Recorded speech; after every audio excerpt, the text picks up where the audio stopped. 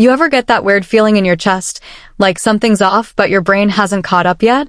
That's what I felt the moment I stepped out of the gas station bathroom and looked around. Just empty pavement. No car. No Kyle. No Drew, Travis, or Ben. Just a broken vending machine buzzing next to the door and the relentless Nevada sun pressing down on me like it wanted to melt the truth right into my skin. At first, I laughed. Honest to God, I chuckled out loud and looked over my shoulder like someone would pop out and say, "Gotcha." Maybe Drew, crouching behind the gas pumps. Or Kyle, sitting behind the wheel with that crooked grin he always gave me after his dumb jokes. That was Kyle, always towing the line between funny and cruel. And I'd let him. For years. But that laugh died fast. Their taillights should have been visible from where I stood. We hadn't been inside that long. Kyle knew I left my phone charging in the car. My wallet too. I mean, who brings a person to a gas station restroom unless you're planning to stay the night? I took a few steps toward the lot, squinting. Nothing. Just highways stretching in both directions and some heat waves dancing on the asphalt. My sneakers crunched against the gravel as I made a slow circle. Still no sign of them. Maybe they went to grab food, I thought. Maybe they moved the car to mess with me. Again. Because messing with me was their idea of bonding. When Kyle asked if I wanted to join his little road trip with the guys, I said no at first. I should have stuck to that. But he gave me that tired line, "It'll be good for us, Lena." You never let yourself loosen up. Like my discomfort was my fault. Like my instincts hadn't been screaming at me for years that I didn't belong with him or his friends. But I said yes. Again. That's what I hate the most, I think. Not that they left me. Not even that they laughed as they drove away, though I'd learn about that part later. What I hate is that I said yes when everything in me said don't. I sat on the curb, my back against the chipped wall of the station, and waited. A minute passed, then 5, then 20. I was still trying to give them the benefit of the doubt. Still clinging to some stupid hope that they'd swing back around, honking, laughing, calling me over like it was just another bit in their endless improv routine. But the truth started to seep in slow. The way Kyle's voice sounded that morning when he said, "You take forever in bathrooms, you know that?" The way Drew and Travis exchanged that look, the one I never understood until it was always too late. The way Ben, who always stayed on the fringe of the group, couldn't meet my eyes when we stopped at this station. This wasn't a prank. It was planned. The realization landed like a punch I didn't see coming. The kind that knocks the breath out of you so bad you forget how lungs work. I stood up fast, dizzy, suddenly hyper-aware of how alone I was.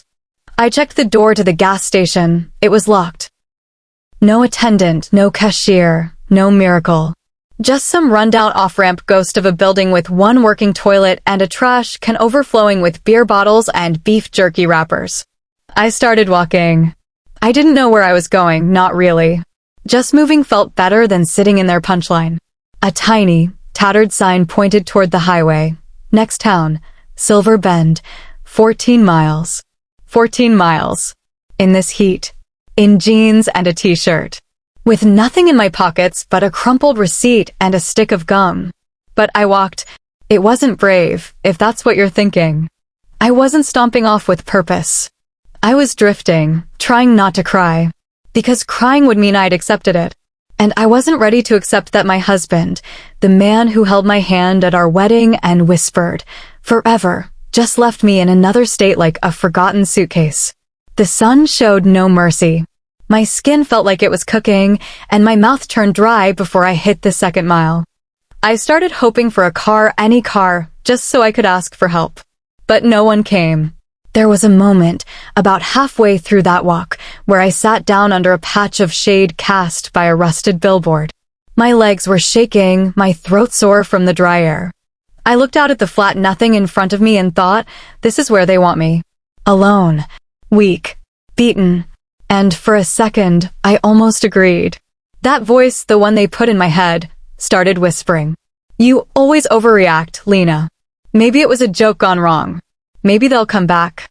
But another voice, quieter, stronger, pushed through. "Even if they do, why would you go with them?" That question saved me. That's when I heard the rumble of a truck. I scrambled to my feet, legs cramping, waving both arms like a lunatic. Dust kicked up as the vehicle slowed, an old red semi with peeling paint and a Jesus bobblehead swaying on the dash.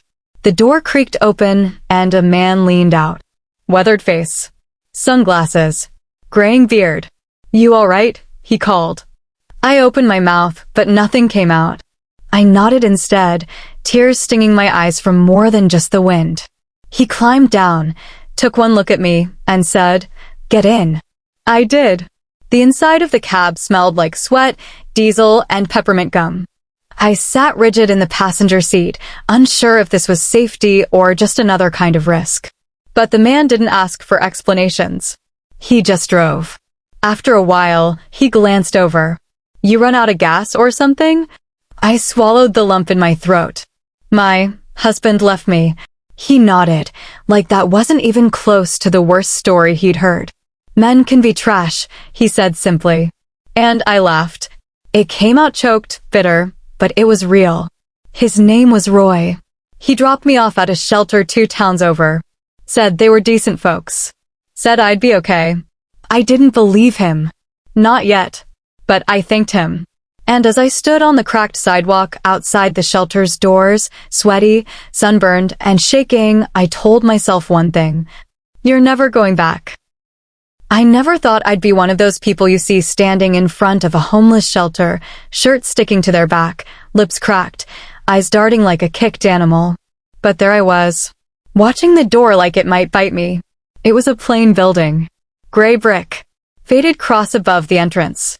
A small sign that read Silver Bend Community Resource Center. Clean enough, but you could tell it held stories. Ones people didn't ask about. The kind you carry in your spine, not your voice. I stood there for a minute too long, debating whether to walk in or turn back and, what? Stand on the side of the road and hope Kyle changed his mind? Hope his friends got bored of their little joke? No. The moment I walked through those doors, the past was no longer welcome. Inside, it smelled like bleach, canned soup, and desperation. There were voices in the distance, some low murmurs, some raised in irritation, some just tired. Tired in the way that wraps around your bones. I didn't even know who to talk to. There was no front desk, just a woman pushing a cart of blankets and a guy with a clipboard arguing with an older man about bed assignments. I hovered, unsure. For once in my life, I didn't know how to make myself small enough not to be noticed, but visible enough to be helped. That used to be my talent. Blend in. Smile. Keep things peaceful. It never worked. Eventually, the guy with the clipboard noticed me. He had a shaved head, eyes that had seen too much, and a pen tucked behind one ear like it had always lived there. "You here for a bed or just wandering?" he asked. His voice wasn't mean, just direct. I don't have anywhere to go," I said. He didn't blink. Just handed me the clipboard. "Name?" "Lena," I said. "Lena Blake." "ID?" I shook my head. Left it in the car. Which also left me. He looked at me for a beat longer than necessary. Then he scribbled something and motioned to a side hallway. "Roy'll get you a cot and a sandwich. Orientation's in the morning." I walked where he pointed. My legs felt like they belonged to someone else. Roy turned out to be the man from earlier, the trucker. The one who picked me up from the side of the road. I stopped in my tracks. "You work here?" I asked, surprised. "Volunteer," he said, handing me a key attached to a plastic tag with the number 18 on it. "Was passing through. Saw you. Figured you might need this place." I stared at the key. "Why'd you help me?" He shrugged. Didn't look like anyone else was going to. There wasn't much to say to that.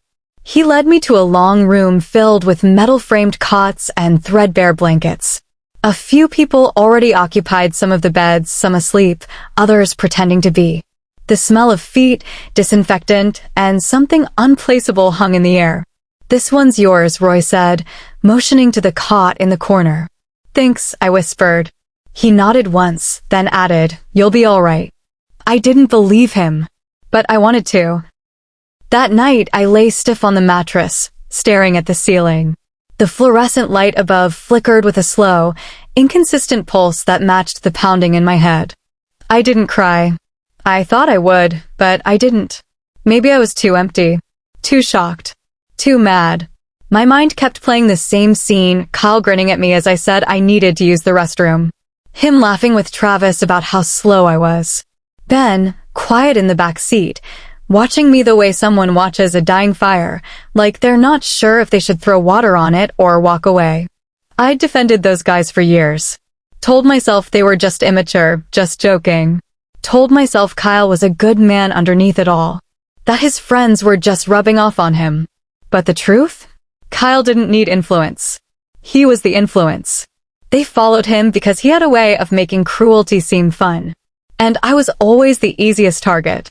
I pulled the blanket up to my chin and curled onto my side, the springs groaning under my weight. I thought of the phone charging in the glove compartment. My wallet tucked next to it. Everything gone. No ID meant no job. No job meant no money. No money meant I was stuck. I couldn't even call home, not that I'd want to. My parents hadn't approved of Kyle, but they'd also stopped speaking to me after I married him anyway. Something about making your bed and lying in it. And I didn't have any siblings. Just a cousin in Michigan I hadn't talked to in 5 years. I had no one. Except, maybe me. And that was the scariest part. I'd never really been alone with just me before. I'd always been someone's wife, someone's problem, someone's project. Never just Lena. Never just a woman trying to figure out who she was without permission. The next morning, Roy found me again. He handed me a paper cup of watery coffee and a piece of toast slathered in something that vaguely resembled butter. You need an ID to start over, he said, sitting beside me. Takes time. But we'll help. I looked at him, unsure if I should believe him. I don't have anything. No birth certificate. No social security card. Nothing. You're not the first, he said. Won't be the last. Later that afternoon, he took me down the street to the county office and helped me file for a replacement ID. The woman at the desk barely looked up as she handed me a clipboard full of forms. But Roy stayed. He waited while I fumbled through the paperwork, helped me remember addresses I hadn't written in years. I kept expecting him to ask questions. Why did they leave you? What did you do? But he never did. He didn't want my past. Just to get me moving forward. That night, I returned to Cot 18 with a folder full of papers and a strange flicker of something I hadn't felt in a long time: hope. Not a big, bold, cinematic kind. Just a whisper. A murmur. The beginning of a new noise in my chest. The next day, Roy said, "You want work? I know someone. Jacqueline. Runs a diner 3 blocks down. She's tough as nails, but always needs hands." I didn't hesitate. Yes. Wear closed-toe shoes, he said. And don't steal her pickles. That made me smile for the first time in what felt like years. I thought I'd feel proud the day I walked into Jacqueline's diner. I thought I'd step through the front door with my chin up, tell her I was there for work, and feel like a woman reclaiming her life. Instead, I felt like a fraud. The smell hit me first: bacon grease, burnt toast, and that sharp tang of bleach clinging to old linoleum. The place was worn, not dirty. Clean but tired. Like someone had loved it too long and too hard, and it was holding on out of stubbornness more than anything else. I could relate.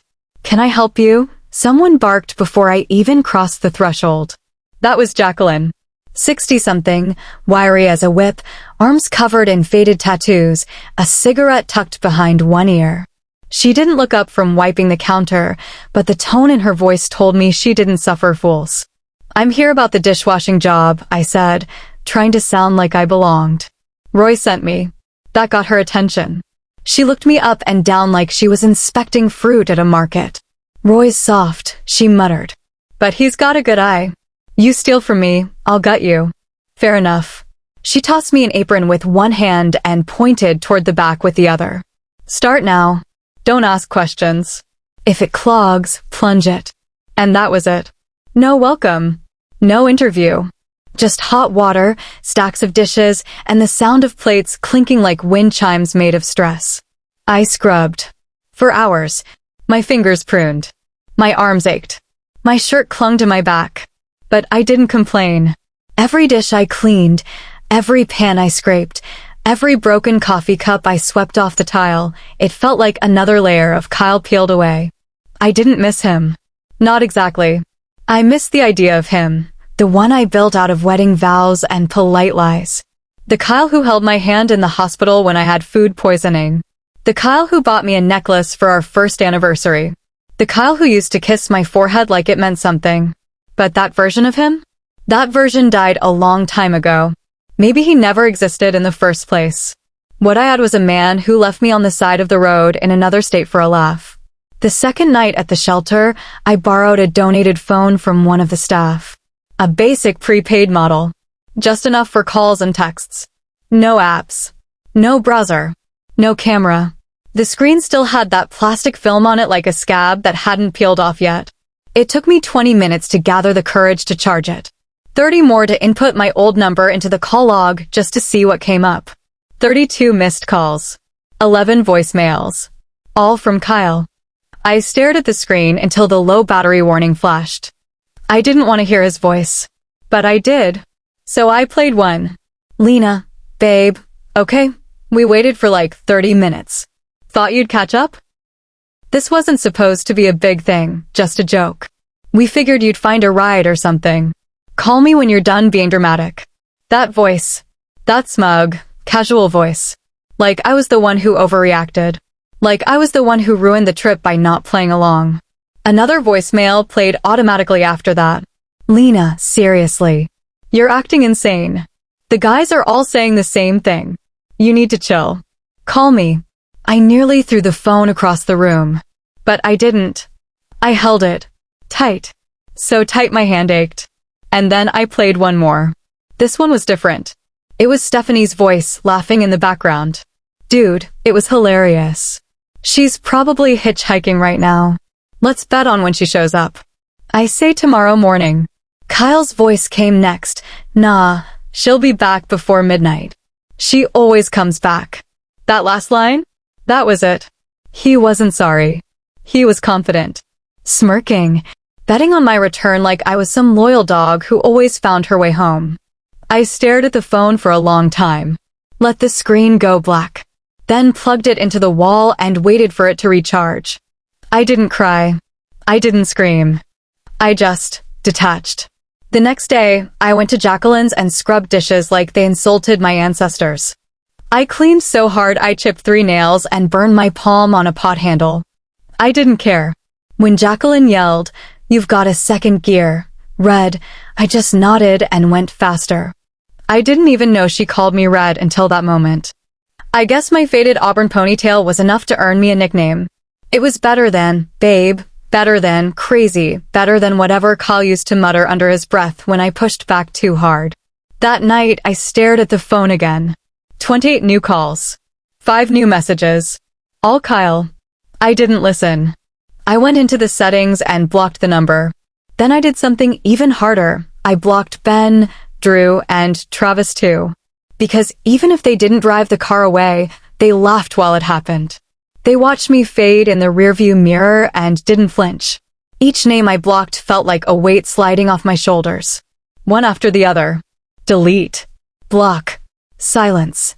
I slept better that night than I had in years. No dreams. No dread. Just rest. A week later, I got my first real paycheck from the diner. It wasn't much, but it was mine. Earned. Honest. Unattached to anyone's pity or manipulation. I used part of it to buy my own prepaid phone. Cheap and tiny, with a screen barely bigger than a matchbox. I saved the rest. Tucked it in a zippered pouch under my cot. Jacqueline never said much, but she noticed. She always noticed. Got a little fire in you, she muttered one afternoon while I scrubbed gum off the bottom of a booth. You'll make it. I wanted to ask how she knew. But I didn't. Sometimes it's enough to hear it. To be seen. The last time I used the old shelter phone, I scrolled back through the voicemails from Kyle one final time. Then I hit delete on every single one. One after the other, my thumb tapping with precision. Delete. Delete.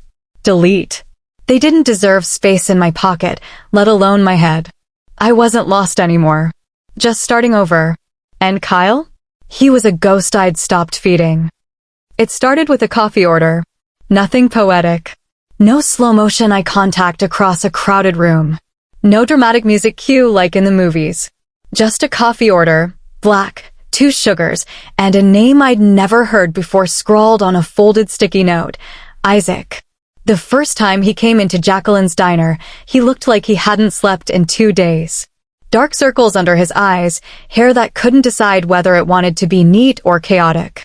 He wore a navy blue EMT uniform, half-buttoned, sleeves rolled up to his elbows. He sat at the corner booth, the one near the window with the crooked blinds, and dropped a thick medical textbook on the table like it owed him money. I took his order like I took everyone's, low voice, polite smile, keep it moving. He didn't say much. Just murmured, thanks, when I refilled his coffee and buried his nose in the pages. I figured he was just another overworked guy trying to catch a breath between emergencies. Then he kept coming back. Twice a week. Same booth. Same drink. Sometimes with notes scribbled on napkins.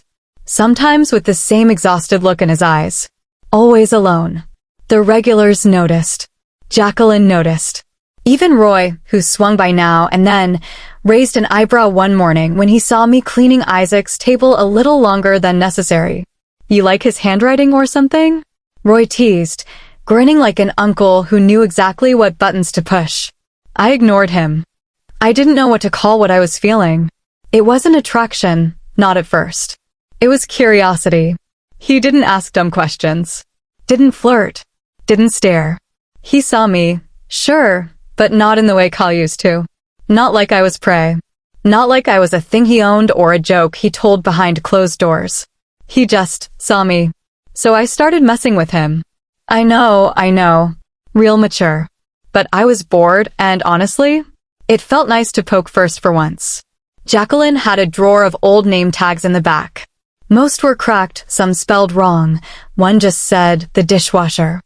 I started wearing a different one every time Isaac came in. First it was Tammy. Then Denise. One day, I wore one that read Rusty in peeling black letters. That got him. He looked up from his book, squinted at my chest, at the tag, and said, Rusty. I blinked. That's me. He smiled, small and crooked. You don't look like a Rusty. I shrugged. That's offensive to Rusties everywhere. He chuckled, quiet but genuine, and went back to his book. I stood there for a second too long, pretending to wipe a clean table. That was the first time I felt it, the itch to stay. Not to run. Not to hide. Just to exist beside someone without shrinking. He became the highlight of my week. Every shift, I'd check the clock around the time he usually showed up. If he didn't, I'd feel a strange, hollow gap I couldn't explain. If he did, I'd feel myself straighten just a bit. Maybe hum under my breath while wiping down the counter. Maybe check my reflection in the silver side of the coffee machine. I told myself it was nothing. That I was just grateful to be seen as human again. But then came the hash brown. It was a rough day. He came in looking worse than usual. Uniform wrinkled. Eyes red. He didn't even bring his textbook. Just slumped into the booth and ordered his usual with a sigh heavy enough to knock over a chair. Exams? I asked gently as I poured his coffee. He nodded. 96 hours. 3 shifts. No sleep. I didn't say anything. Just brought him his omelet and, without asking, slipped an extra hash brown onto the plate. He noticed immediately. This isn't mine, he said. I leaned in, lowered my voice. Call it a sleep deprivation survival kit.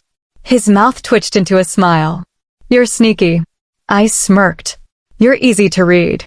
And just like that, the crack opened wider. He started lingering longer after his meals. Started asking questions, not personal ones, just small things. Favorite band. Worst shift at the diner. Whether I liked black and white movies. I found myself giving real answers, even if they were short. I told him I hated jazz, but loved saxophones. That I'd never seen the ocean. That I preferred the night shift because the silence didn't judge me. He listened. Always listened. No jokes at my expense. No teasing that made me feel stupid. Just listening. Our first date wasn't a date at all. He came in one evening dressed up, Jeans without holes, a clean shirt, shoes that didn't look like they belonged to a man living in an ambulance. Had plans, he said, sliding into his usual booth. My friends bailed. Still hungry, though. Jacqueline caught the tail end of that. She leaned over the counter, raised one eyebrow, and barked, "You still here? Go with him. You're no good to me mooning over Booth Boy." I went. We ended up at this tiny pizza place across town. Nothing fancy, but the food was hot and the soda was bottomless. We talked for hours. He told me about his parents, how his mom was a nurse and his dad played trumpet in a wedding band. How he wanted to be a doctor, but didn't know how to afford med school. How he used to be scared of blood, but pushed through anyway. I told him about Colorado. About the gas station. Not the full story, not yet. Just the outline. Enough to see if he'd flinch. He didn't. When I said, he left me. My husband, Isaac, didn't ask why.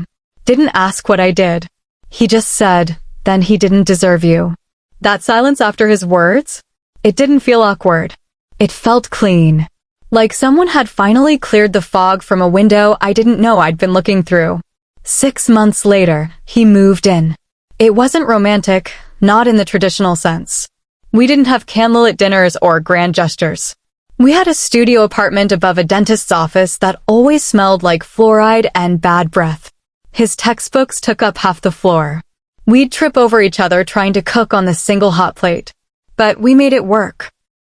Some nights, I'd lie awake and listen to him mutter anatomy terms in his sleep.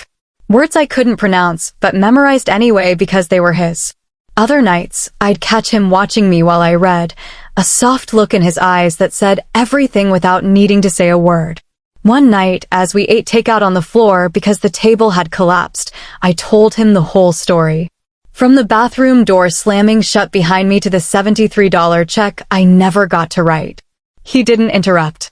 When I finished, he took my hand and said, "You're not broken. You're rebuilding." That takes more strength than most people will ever know. I didn't cry. Not because I wasn't moved, but because I'd cried enough. This was something different. This was peace. Real peace.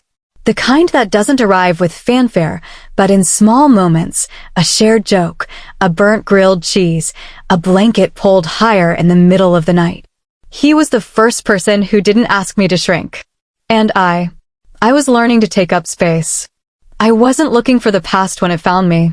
Life had finally calmed down. Isaac and I were in a rhythm, busy, broke, but steady. The kind of steady that comes from routine, from knowing what the other person wants before they say it, from trusting that silence doesn't mean distance. It just means peace. We'd upgraded from our tiny studio apartment to a one-bedroom above a laundromat. The walls were paper thin, the plumbing knocked like it was trying to start a fight, and the window barely opened, but it was ours. Rent was cheap, the neighborhood wasn't too rough, and the hum of washing machines downstairs became a strange kind of lullaby at night. I'd been at the diner long enough that Jacqueline bumped me from dishes to prep. It wasn't glamorous, chopping onions, peeling potatoes, prepping raw meat, but it meant a bump in pay and less grease in my hair at the end of the day. I was good at it, too. My hands knew the rhythm now. There was something comforting in the repetition. Chop, slide, toss, clean, repeat. For the first time in years, I felt stable. And then the phone buzzed. It was nothing fancy, just a clunky little prepaid thing with a cracked screen and no internet. I'd kept it on silent for weeks. I barely used it except to call Isaac or Roy. Sometimes Jacqueline, if she needed me to cover a shift. It wasn't for scrolling or doom spiraling. It was a tool, nothing more. But that day, I had it in my pocket while I diced tomatoes. The buzz hit my leg hard enough that I almost dropped the knife. I pulled it out, not expecting anything. One missed call. Voicemail. From Kyle. For a second, I couldn't breathe. My heart thudded so loud I thought the others in the kitchen might hear it. I hadn't heard his name in so long, not out loud, not even in my head. I'd buried it under layers of new. New city. New man. New life. But there it was. Bright. Bold. Buzzing in my palm like it belonged. I didn't press play. Not at first. I shoved it back in my apron and went back to slicing. But I messed it up. The tomatoes came out uneven. One slid right off the cutting board and splat on the floor.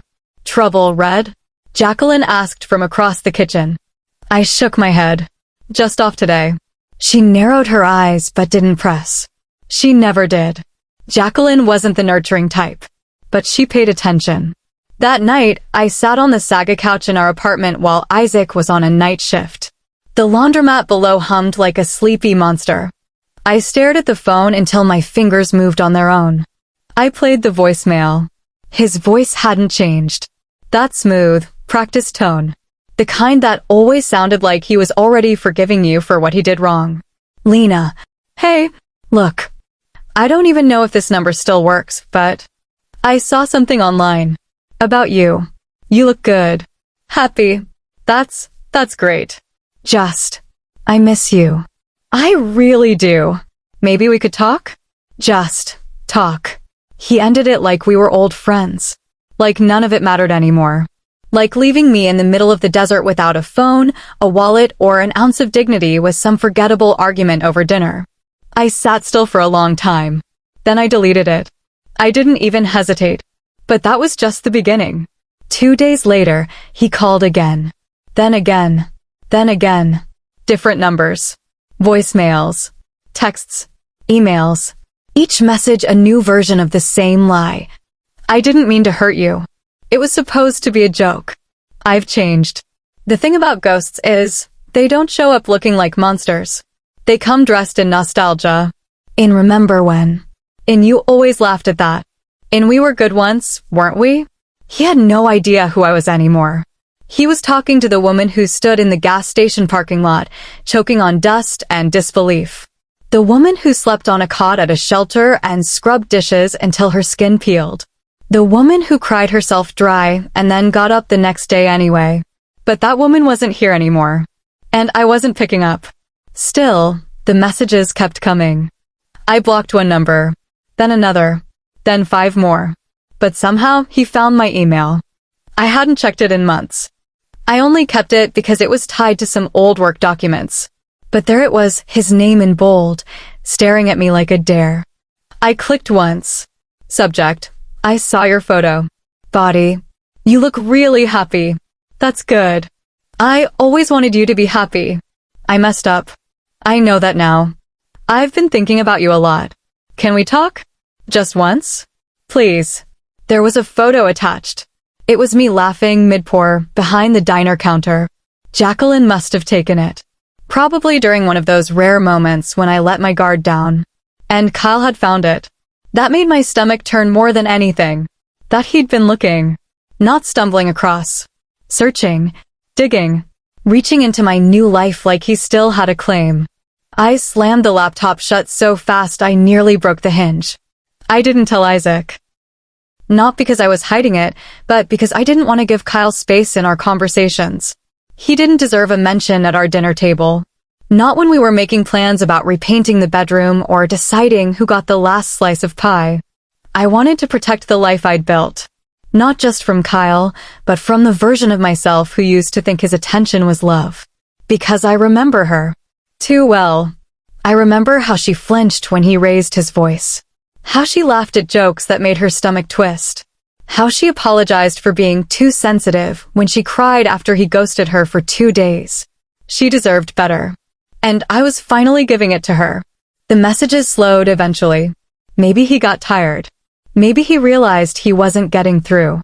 Maybe some part of him understood, deep down, that I wasn't his to call anymore. Either way, the silence returned. And I didn't miss him. Not the real him. Not the fantasy. Not the echo. The next time I stood behind the counter at the diner, someone snapped another photo of me. I didn't flinch. I smiled.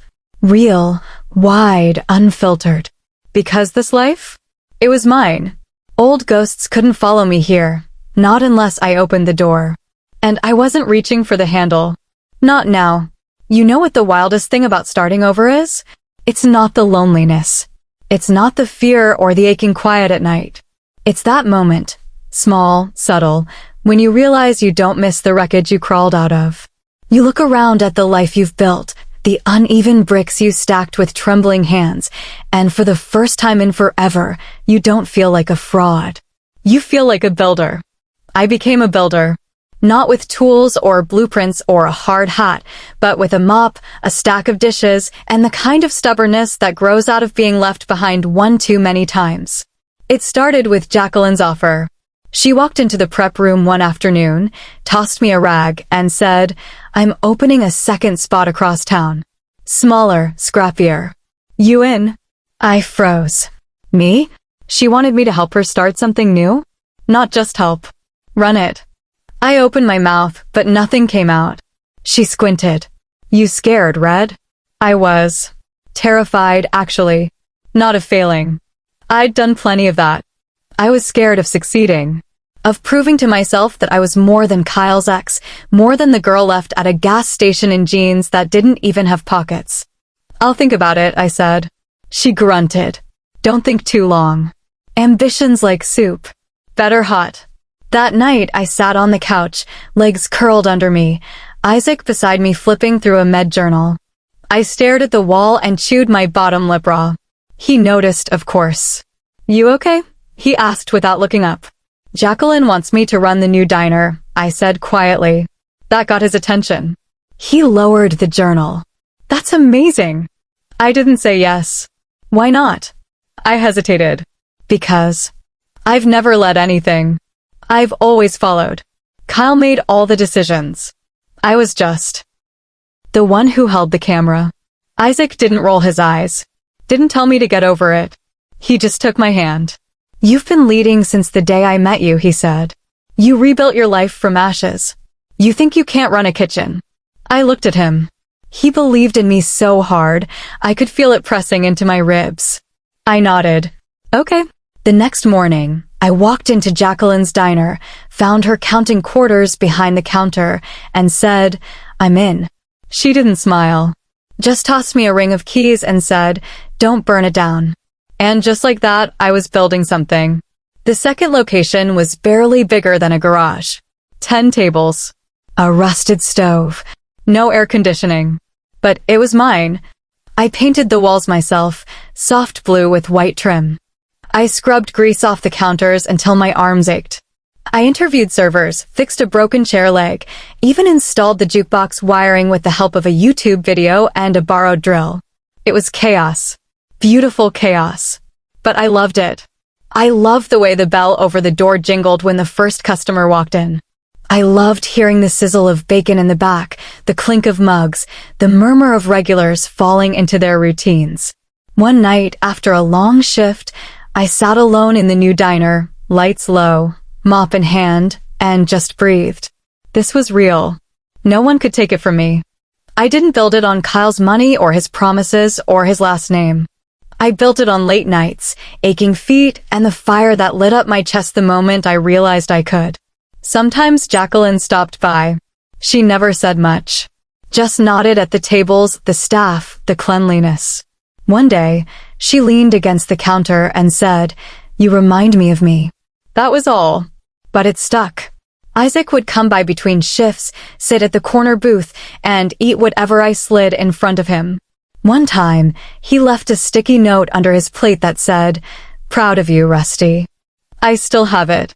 Taped to the mirror in our apartment, just above my toothbrush. Every morning I look at it and remember that this life is mine. Of course, Kyle wasn't done trying. The emails kept coming, less frequent now, more desperate. One just said, "I saw the diner online. Looks amazing. I knew you were capable of more." I didn't reply. What was I supposed to say? Thanks for leaving me like trash in the middle of a desert so I could find out I had value? No. He didn't get the credit. He didn't get any part of this. Every time I saw his name pop up, I blocked a new address. Eventually, the silence held. People say closure is something you get from the person who hurt you. I call BS. Closure is what you give yourself when you stop needing their apology. When you realize the absence of their voice is better than their noise. I never got an apology from Kyle, but I got the keys to my own diner. That was enough.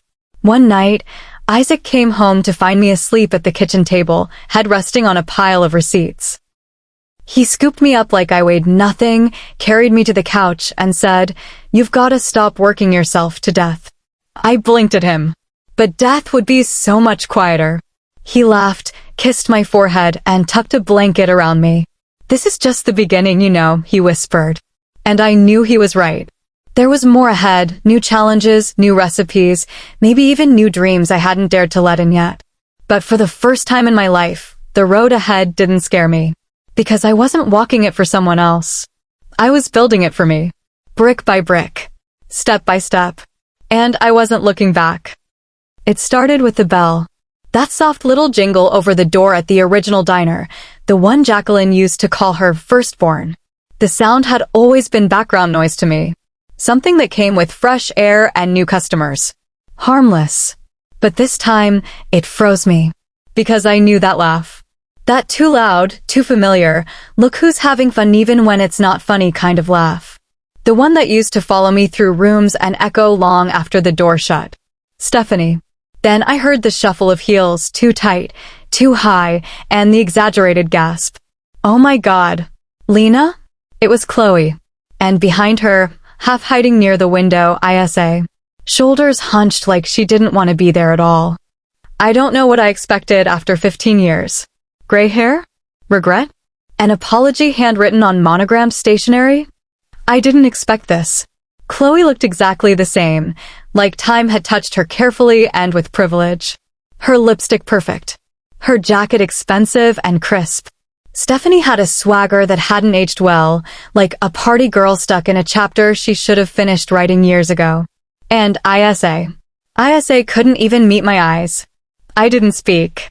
Didn't flinch. Didn't breathe. I just stood behind the counter, rag in one hand, coffee pot in the other, like some statue of who I used to be. Chloe stepped forward, her smile soft. "We came to see you. We've been looking for you for weeks. I didn't know if you'd still be here." "You've been looking for me?" I said, setting the coffee pot down harder than I needed to. "You knew where you left me." That made her flinch. Stephanie scoffed, sliding into a booth like she owned the place. "Can we not do this here?" "It's been 15 years. Exactly, I wanted to scream. It had been 15 years, and somehow they still thought they got to decide the tone, the timing, the terms.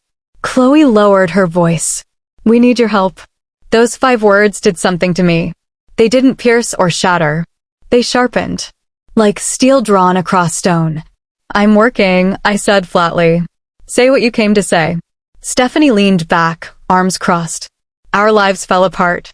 Chloe's business tanked. Her husband left. ISA's broke. We thought maybe you could help." "Help," I echoed.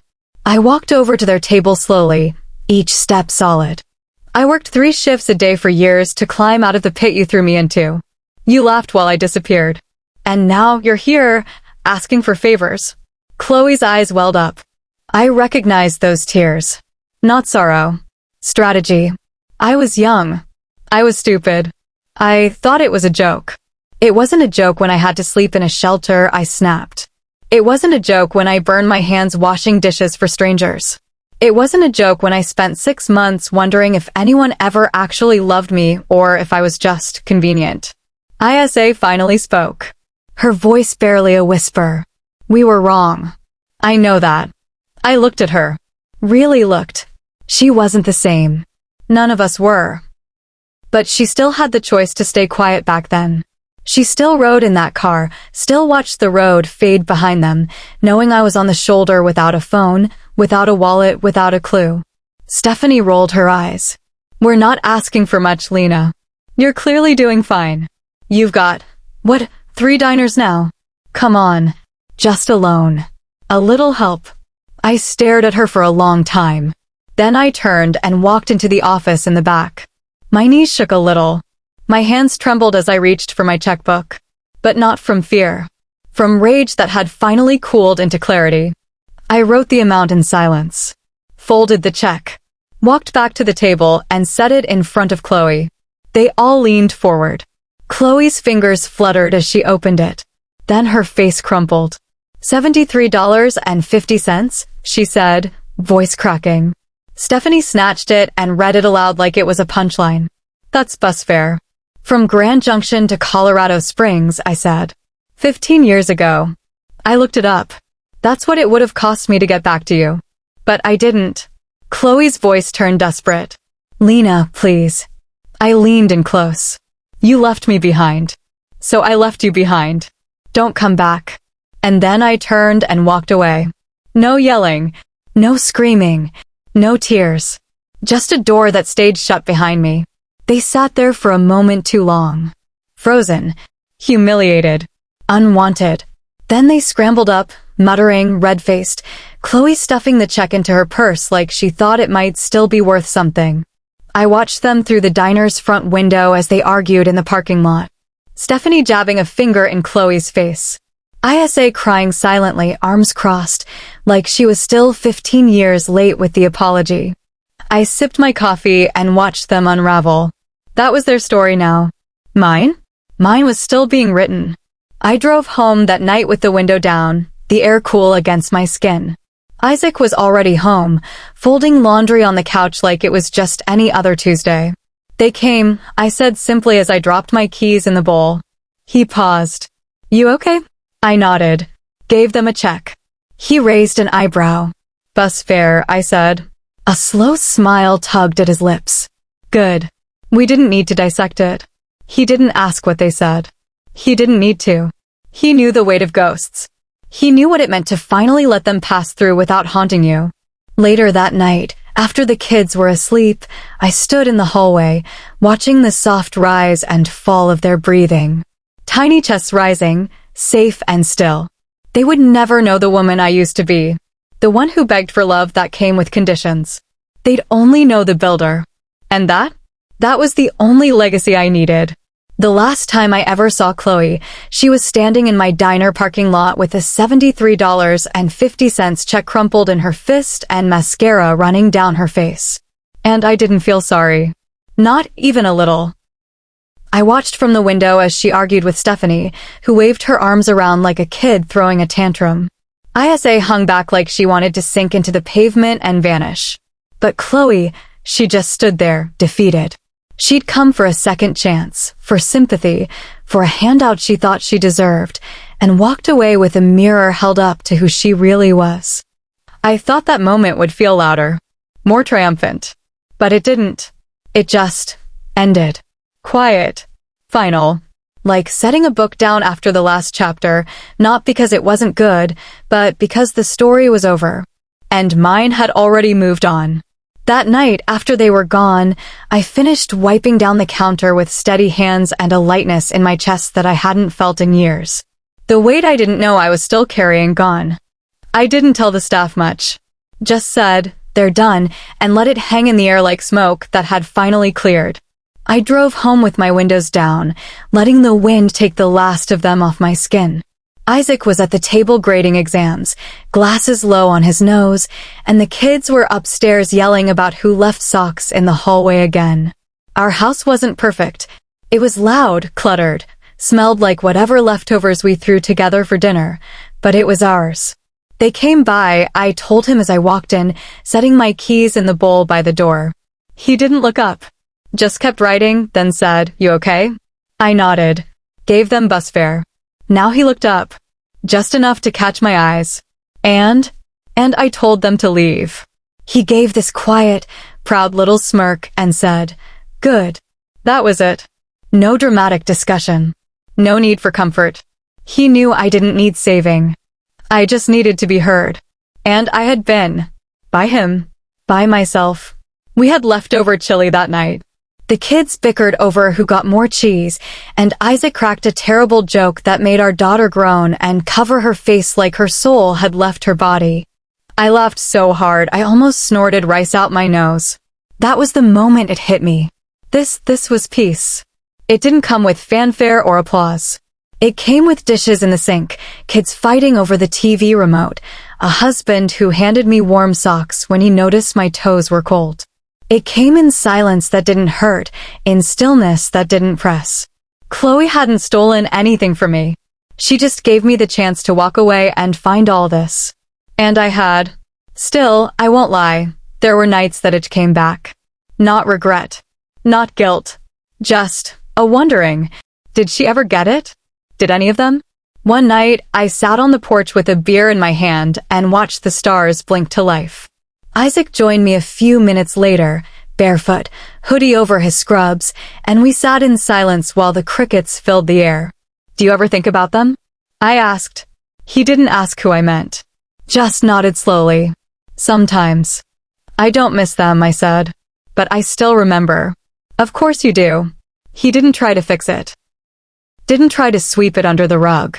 That's the thing about being with someone who loves you after the worst. They don't need to pretend the worst never happened. You know what I remember most? I asked. What? The silence. That gas station. No engine. No voices. Just the wind and the gravel and the realization that I was alone. He looked at me. You're not now. And he was right. My phone still lit up sometimes, junk emails, old forgotten subscriptions, but never Chloe. After that last stunt at the diner, she never reached out again. No calls. No letters. No social media peaks. Nothing. And I never went looking either. I used to, back when the wound was still open. I'd scroll through old photos of her smiling like the world owed her something, wondering if she ever missed me, if she ever saw me in her memories. But now? I couldn't even tell you what her newest hair color was. She didn't matter anymore. My kids did.